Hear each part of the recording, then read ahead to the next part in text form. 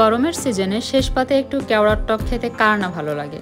তাই আর দেরি না করে আজই বানিয়ে ফেললাম খুবই সহজ, চটজলদি আর একদমই দেশি স্বাদের কেওড়ার টক। তো প্রথমেই আমি কেওড়াগুলো খুব ভালোভাবে বেছে নিয়েছি। কেওড়া ফলের সাথে যে ফুলটা থাকে সেটা ছাড়িয়ে নিয়েছি। এরপর কেওড়াগুলো খুব ভালোভাবে ধুয়ে নেব, এর গায়ে যে আঠা আঠা ভাবটা থাকে সেটা যাতে কেটে যায়।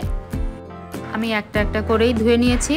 যেহেতু কেওড়া পরিমাণে আমাদের খুব একটা বেশি লাগে না, তাই একটা একটা করে ধুলেও খুব বেশি সময় এখানে আমাদের লাগবে না।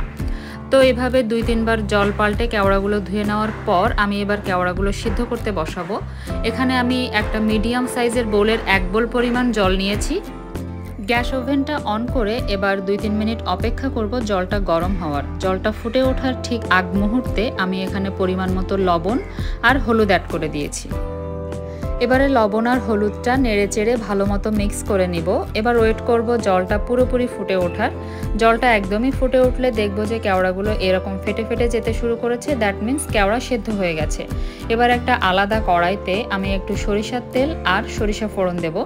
যদিও এখানে আজকে আমার তেলটা একটু বেশি হয়ে গেছে, কম দিলে টেস্ট আরও ভালো হয়। যাই হোক, এখানে আমি কেওড়ার জলটা দিয়ে দিলাম। এবারে জাস্ট ফুটে উঠলেই নামিয়ে নেওয়ার পালা। তবে এখানে আমাদের একটা বিষয় অবশ্যই খেয়াল রাখতে হবে যে কেওড়ার বীজগুলো যেন ছাড়িয়ে না যায়, কারণ বীজ ছাড়িয়ে গেলে তখন এর স্বাদটা তেতো হয়ে যায়। তো এই তো রেডি হয়ে গেল আজকের গরম গরম কেওড়ার টক। আপনারাও বানিয়ে ফেলুন আর প্লিজ কমেন্ট করতে ভুলবেন না ভিডিওটা কেমন লাগলো, আর রান্নার পর অবশ্যই রিভিউ দিবেন। Thank you for watching. Have a good day.